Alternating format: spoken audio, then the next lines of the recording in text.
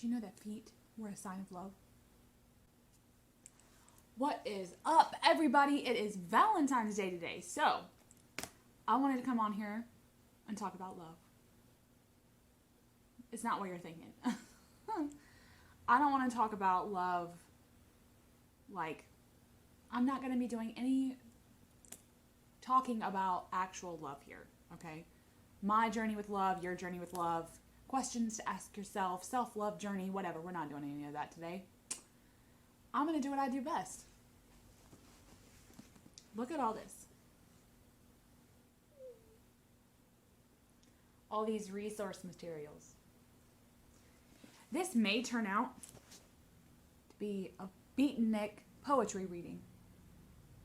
Because that's what I like to do. I like to look stuff up. And I like to research stuff. So we're going to see what some of these books and poetry books, these resource materials and these poetry books have to say. And we'll see where it goes, because we never know, do we? Okay. Now, I've got some poetry here. All kinds of poetry. I really thought about writing some poetry for this, but there's so much here that'll have to be another day. Okay. Let's get poetry out of the lap. So much. Okay. But look. Let's turn this around. I've got two resource materials here that aren't poetry. Might still turn out to be that, but we'll see. First, I've got this, which is my incredibly beat up version of my dictionary of quotations. I love this thing. If I want to know about a certain subject, it's mapped out like a dictionary, okay? Pick a word. And they've got all kinds of quotes by, like, just random and really thought out, like, snippets of things from authors from everywhere and every time frame. And it's just so juicy. It's just one of those resource materials that lives on your shelf and you really hardly ever touch it, but when you do, it's worth it. So, of course, I looked up the word love, and there was like hundreds of entries, right? And I have annotated this. I've had this since I was a teenager, and I have annotated the hell out of it. And it got me thinking after reading some of the quotes that there's so many types of love. And it was such a profound thought that when you think of love, the word, you don't really think about it being like an all-consuming word. And knowing that the Greeks have 4 words for love, and we'll get to that. But upon reading this, mostly when you talk about love, you talk about it in terms of the pain that comes along with it. And I think that is, I just think that that's such a good, because it is, love can be pain, and love can be hard and complex and complicated. And I think that poets from centuries ago knew that, and how Shakespeare, other authors, and I have a couple of these that I have marked like when I was a teenager, and I wanted to read some off because it would be interesting to see how my interpretation of love has changed since I was a lovesick 14-year-old. So let's see what some of them are. So the first one I marked is by Houseman, okay? He was a poet. Look not in my eyes, for fear they mirror true the sight I see. And there you find your face too clear, and love it to be lost like me. That speaks about looking into somebody else's face and seeing the love shining back and it being a mirror. And I think I probably thought that was fascinating. Because at 14, that hadn't happened yet to me. Next. Oh. Okay. Come live with me and be my love, and we will all the pleasures prove that hills and valleys, dales and fields, woods or steepy mountain yields. This is The Love of a Shepherd, and it's by Christopher Marlowe. Yes. Ugh. Okay. They even have songs in here. Like, they have John Lennon, All You Need Is Love. It's not really technically a quote, but okay. And then I think the last one, before we get into lust, okay, because that's the next word. Falling out of love is very enlightening. For a short while, you see the world with new eyes. Iris Murdoch. Wow. A British novelist. I don't know why I circled that. For a short while, you see the world with new eyes. Well, I guess that's true. I guess when you're in love with whatever, anything, it puts like rose-colored glasses. I don't want to say that because it kind of sounds like I'm jilted, but I don't want to sound bitter, but I guess it does make a little bit of sense that the rose-colored glasses, whether that be good or bad for you, you still wear them in the face of love, in the face of whatever bliss or torment you're going through with the love itself, whether it be for someone else, whether it be for a friend, whether it be for the ending of a relationship, any relationship, or yourself, self-love journey. And we'll get more into that in a minute. Okay, moving on. Now, y'all know me. I basically like put it on Books That Kiss My Soul list because I come to this every time I really need to research something. And it is brown sugar packed in this thing. Signs and symbols. And they have a whole section on love and kinship. Okay. Now, what I want to read out of this was so fascinating. It's about the Greek's 4 words for love, okay? You know English language is like the hardest language out there. I want to go over the 4 words because I heard them in like a commercial, I think, because, you know, we're nearing Valentine's Day. And I thought it was so fascinating, I thought I would look it up. Turns out it was actually in this book, so I didn't have to go very far. But listen to this. Now, Eros, we all know, was originated as like this, originally in Greece, it was like this creative force. That was like the word for their creative force. You know, think wand suit. And he eventually became the Greek god of love, and it says the son of Aphrodite, goddess of love, okay? Now, it says here, it refers to the libido and the urge for life. Makes sense when you think about it. Creative, right? But to the Greeks, it was a passionate and impersonal kind of love. Plato understood eros as desire that seeks a deep quality of beauty, an ideal of which the person before us is a reminder. So that would be like lust to me. Right? Like, not necessarily lust, maybe lust and desire. So if you're putting your all into something that you desire, that could be like eros. The Greek term agape refers to a kind of spiritual or selfless love, the love of God for humanity and of humanity for God, which also includes a love for fellow humans. So this is like self-sacrifice love, selfless acts, like the act of love itself. Like if you had to do something for your love or sacrifice something, even if it's your time, you know, most of us shed and sacrifice a lot more for love. But let's just say it's just your time. That's still a self-sacrifice. It's still being selfless. And that's what the term agape means. Agape was not passionate, but compassionate love. Agape feasts were rituals in which early Christians celebrated the Eucharist and the Jews celebrated Passover.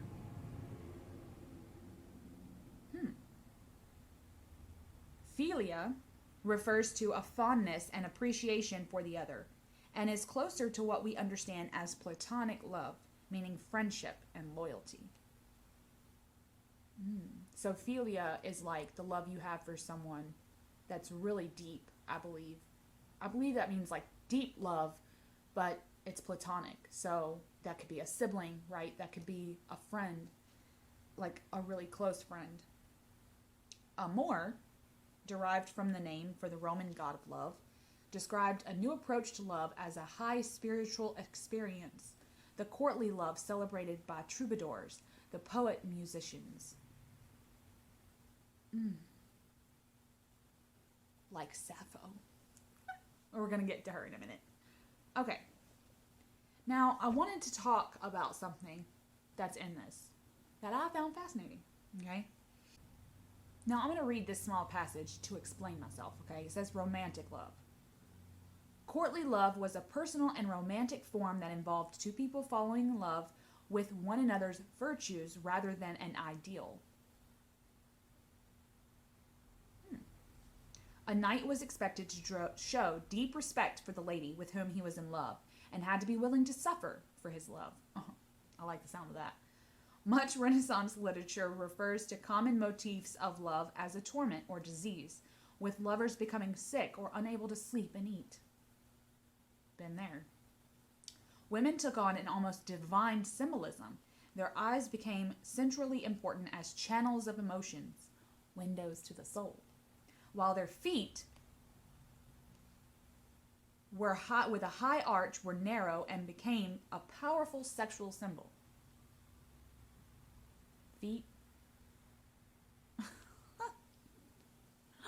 I think that's so funny. A high arched, narrow foot.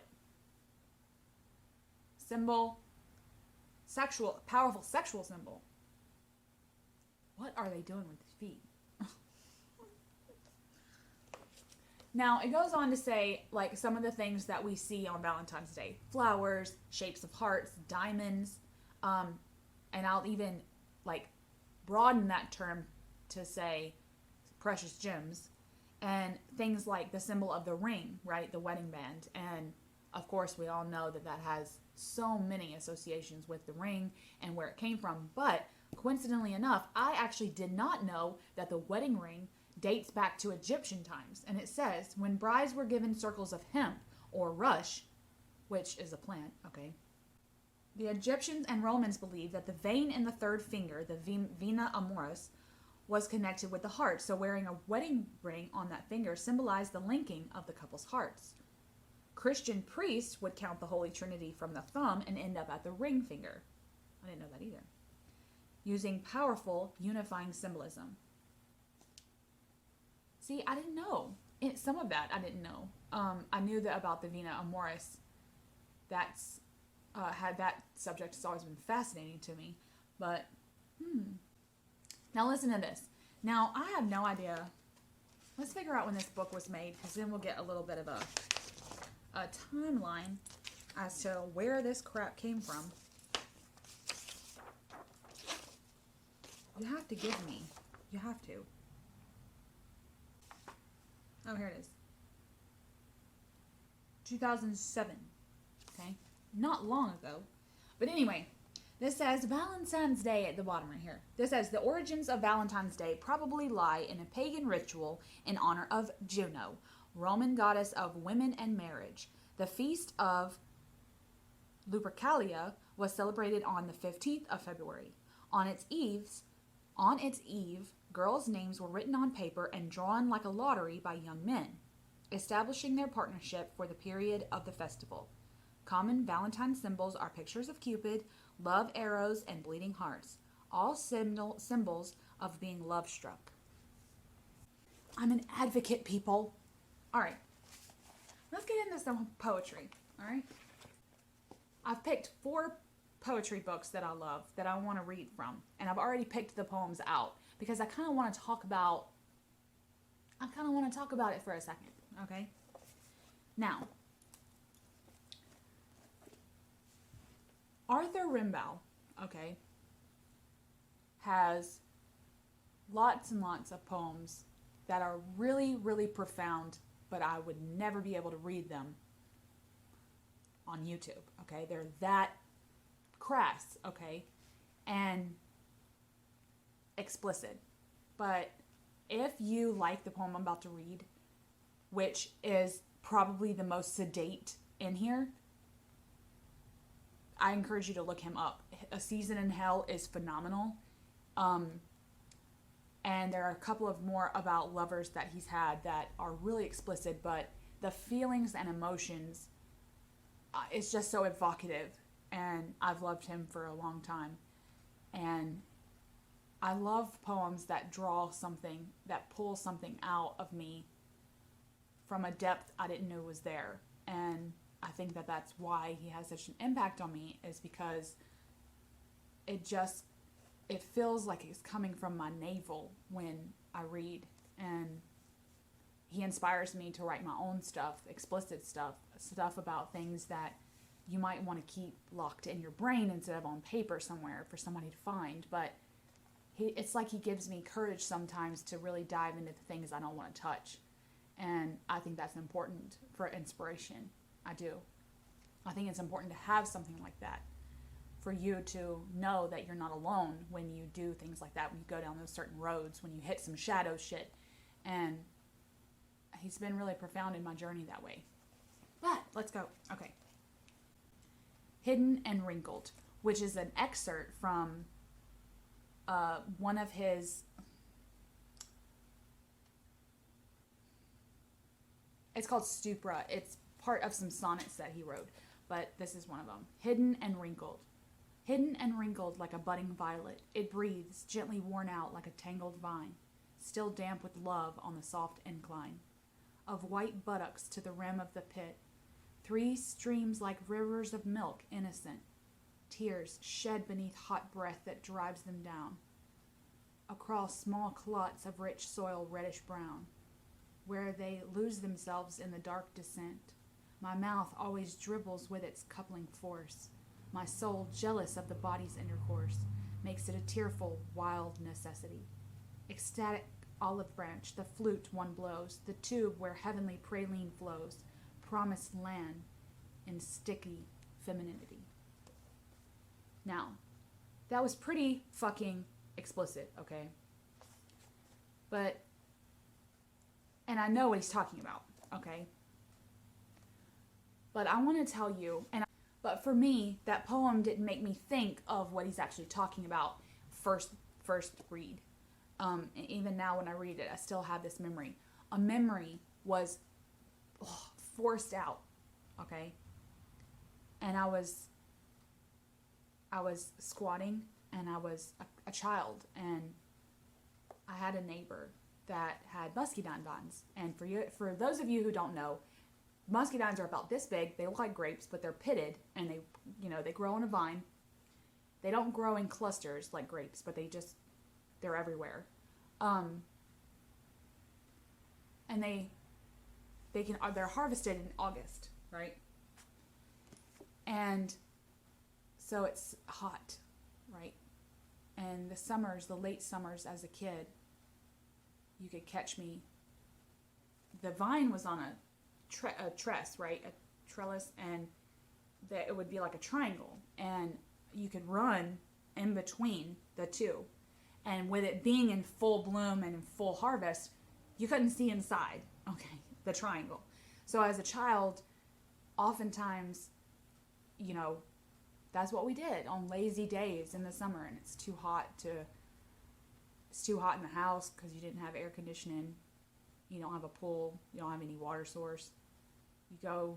Usually I was in my tree, right? I talked about that in another video, but my neighbor's muscadine vine was a refuge all its own.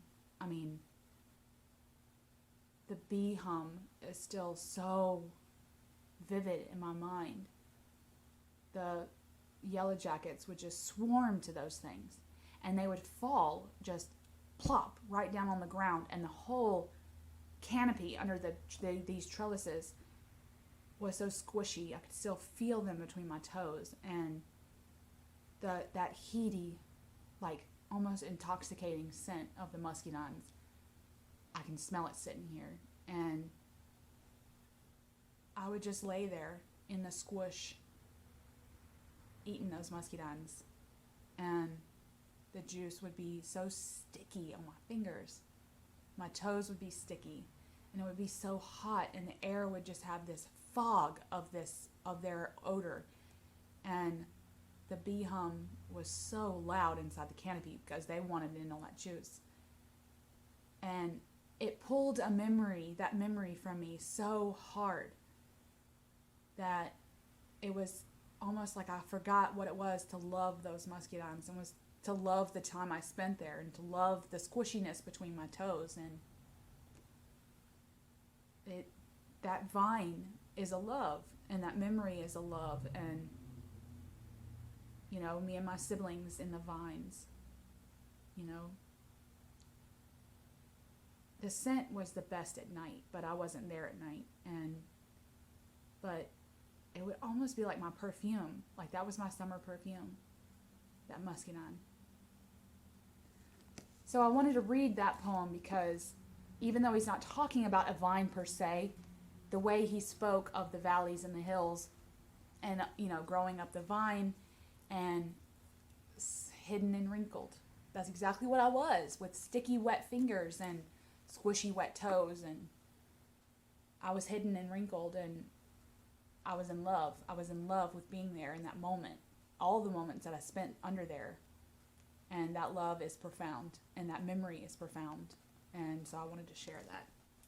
Okay, now we're going to talk about self-love for a second, okay?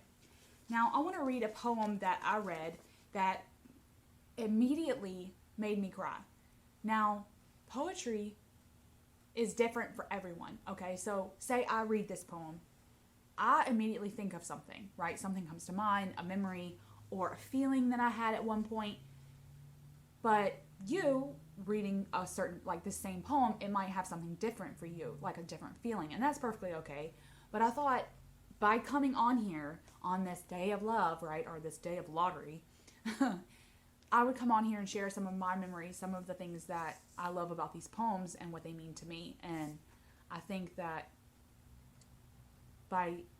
maybe just having y'all explore some poetry today, and if you feel like it, you can explore it on your own too. And I'm an avid reader, so I'm always doing these things. But anyway, on to this. Now, I did want to have a self-love thing because for me, especially loving someone else, it comes from a place here. And you can do that in a selfless way. You can do that in an unhealthy way. But in my opinion, I believe that in order to wholly love someone else, regardless of its relationship, you need to have a good foundation here.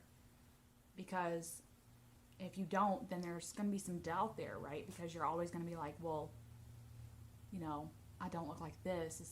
Are they going to leave me? Like, whatever. You're just going to have doubts, right? Or in my opinion, because I've been there, done that.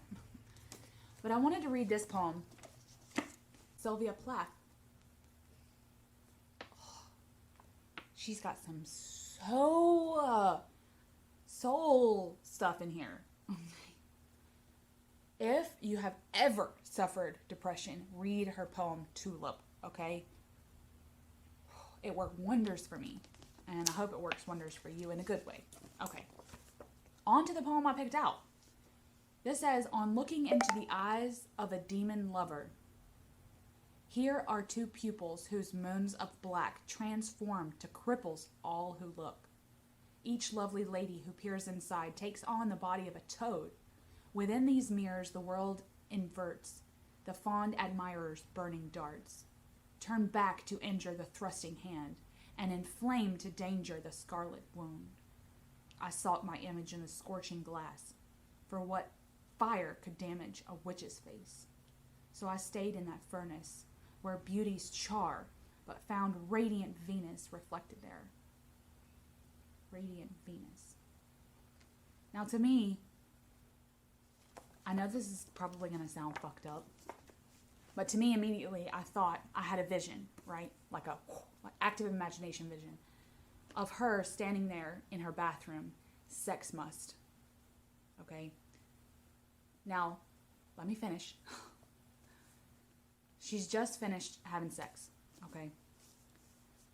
And what happens is she doesn't ever like to look at herself in the mirror. She doesn't like what she sees. She knows that in the bathroom is where beauty goes to char. It's where beauty goes to die, because you're seeing yourself naked in that mirror. And she doesn't like what she sees. She's animated the person in the mirror to be the demon of her, the bad part of her, the person she doesn't want to admit is there and standing in the mirror.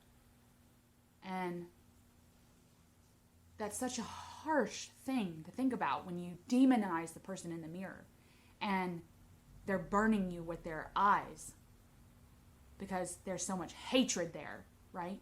Because you're looking in it with hatred. And you thrust your hand out to the mirror, but it hurts you because there's a mirror there. And immediately I thought, she hates herself, right? She hates herself, and she's burning herself with her gaze in her mirror, right? And maybe, and I just, like I said, had this vision as soon as I read this the first time.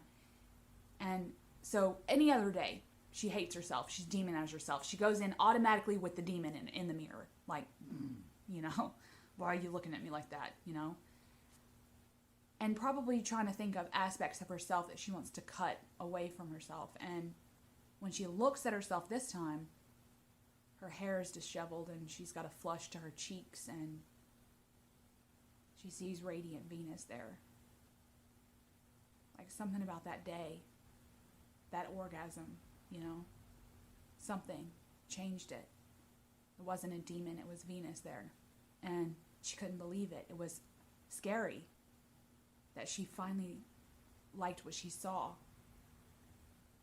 And I've had moments like that, and they are profound. When you've hated looking at yourself in the mirror, and when you finally see something you like, your flushed cheeks, your mussed hair, a sparkle in your eye, you know. I'm rubbing my neck. I'm remembering like her having all that, you know, beard burn on her neck, right? And I think that in that moment she liked what she saw, but then she knew, she went in there and she saw a demon, and then all of a sudden she liked what she saw. And like I said, I have no idea why this vision came to me. Maybe that's a mirror into myself. Maybe that's saying that when I'm, you know, sex drunk, okay, for lack of a better term, maybe I think that that's when I'm the most beautiful, right? Well, duh, all these endorphins are firing off, right? But anyway, I thought that was a great, and because of my interpretation of that particular poem, I thought it was a great thing to say, to talk about for self-love, and how the mirror can be your enemy and the mirror can be your friend. But it's up to you, and it starts in here, right?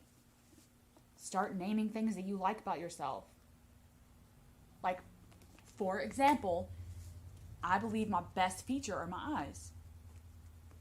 But if anyone were to compliment me on anything else, it almost, like she said, sometimes it has burned me, because I'm like, you can't mean that, right? We tear ourselves down that way. And I want to see Venus all the time. It's the goal, right? So, that was so profound for me, okay? And like I said, for anyone battling depression, read her shit. Okay, now I told you we were going to get to a Greek poetess, right? We're going to read some Sappho. All right.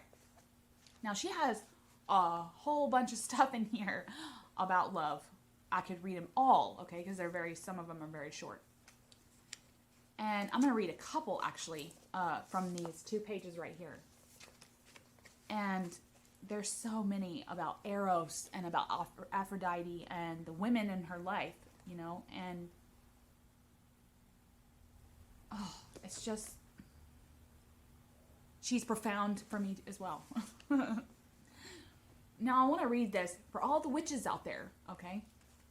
that because I believe, to me, magic is what magic does, and the fact that she knew what magic was makes me feel even more witchy, right? Okay. Moon and women. The moon appeared in her fullness when women took their place around the altar. Short and sweet, to the point. You bet your ass I'm out there when the moon is full. I was like, this is 600 BC, people. So when I'm out there at my altar, okay, what is happening? When I'm out there on my altar and the full moon, I'm linked with her. I'm linking her with, I'm linking that. My magic is weaving with her magic because she did it at the exact same time. And I just believe that some things like that link us all, and I love that. Okay. And also about another poem about the altar. It's called Dancers at Crichton Altar. Crichton women once danced supplely around a beautiful altar with light feet crushing the soft flowers of grass. Now, as a ritualistic dancer, I do this all the time. And I'll never forget, because I've done this since I was a kid, even though back then I had no idea that it was an actual ritual, okay? But where I grew up, we did have a yard that had those like weed flowers come up, right? And they kind of looked like violets, but they weren't. They were kind of like wild violets. And they did have a smell. And we had honeysuckle growing everywhere. That shit was like a disease. But again, like the muscadines, there was just such a scent there in the summer, high summer. Okay, we're talking August where I live. And I would be out there and I'd be dancing, right? And we didn't have a street light, but for some reason, right at twilight, okay, right at twilight was my favorite time to go out there. And I don't remember ever being scared of the darkness, but the color of the sky, that indigo, was intoxicating to me. I couldn't explain it today even if I tried. But if I would walk out there and I'd be dancing, right, with nothing, okay? I didn't have any Walkman at this time, but I'm like 10, right? And I'm dancing around, and the violets that I would be crushing with my feet would send up these wafts of those smells. Much like the muscadines, a lot of my childhood memories are based off smells. So, when I read that picture of me came to mind, of me crushing those baby wild violets everywhere and the smell of them. I wanted to read another one.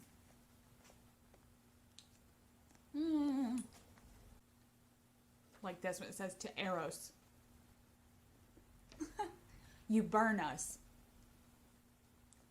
See, now we know that Eros is a desire, right? So when she says to Eros, she could be saying lust, right? You burn us because we're just so passionate for one another. And to me, that's such a profound thing because it means maybe she had many lovers. And I think that is fascinating. But anyway. Now, because she says to Eros, right? So we've captured that. Now I want to capture another one. And it's to a friend gone forever. Or no, to a friend gone remember. Oh. Think of a friend, y'all. Okay. Honestly, I wish I was dead. When she left me, she wept profusely and told me, oh, how we've suffered in all this. Sappho, I swear I go unwillingly. And I answered her, be happy, go and remember me. You know how we worshipped you. But if not, I want to remember you of beautiful days we shared. How you took wreaths of violets, roses, and crocuses at my side. Tied them in garlands made of flowers round your tender throat. Oh. And with sweet myrrh oil, worthy of a queen, you anointed your limbs. And on a soft bed, gently, you would satisfy your longing. And how there was no holy shrine where we were absent. No grove, no dance, no sound. Oh. This bitch knows how to write. Okay. One more. Okay? Now, I mentioned him before. He's one of my absolute favorite poets. Okay? And it's because of, again, like Rimbaud, he kind of talks about things in a way that draws me in and then literally chews me up and spits me back out. And I have to sit there thinking, what the fuck did I just read? And that's Bukowski. Now this is my favorite. I remember this edition. I remember buying this edition. And when it came to me, the first poem that I read, it made me feel such a way. It almost told me. Now this is going to sound magical with a fucking K, but this book, opening it up, reading that first poem, I think it was the death of a man or something. Crucifix in a death hand, okay? And it made me think, this book is too new. This book is not used enough. This book is not beat up enough, right? So I started crushing it in my hand, and I started tearing it up, tearing bits and bobs out of it, started highlighting it, stained it with my coffee cup, right? Somehow the book knew I needed to destroy it to enjoy it. And like it became the crucifix in my own hand. And ever since then, I've had it with me a lot of the time. And if I need a pick-me-up, if I need a downer, whatever, it just became a drug of choice for poems. And I'm going to read one today that, like Rimbaud, he's pretty explicit, folks, but if you like what you hear, just know when going in, he can be explicit, but he's really enjoyable. And one of my absolute favorite love poems by him, I can't actually read because it's pretty explicit, but it's called Shower. Look it up on Google. It's fantastic. And the way he explains the scene is so vivid to me.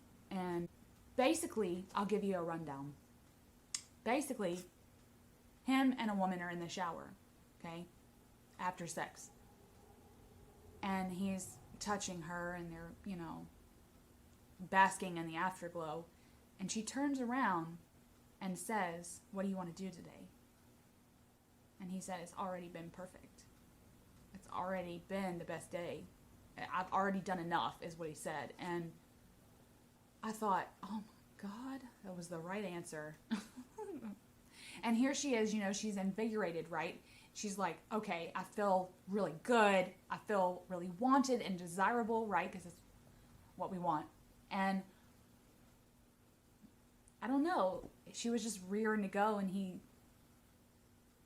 had plenty in that day to make it a good day. And I thought that was so lovely. Okay, on to this poem. A love poem for all the women I have known. Lord have mercy.